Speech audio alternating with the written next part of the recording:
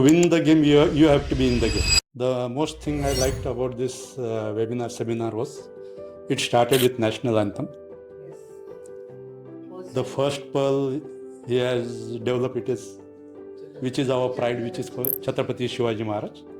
And the name Sahyadri really touches our heart because Swarajya was formed from Sahyadris only.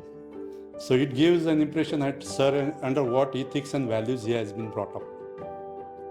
So he has proposed a model which is win-win for all, win-win situation for us and for him also.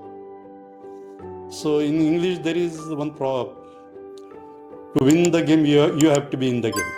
Right. So he has already proven that he has already done a turnover of 4.5 crores.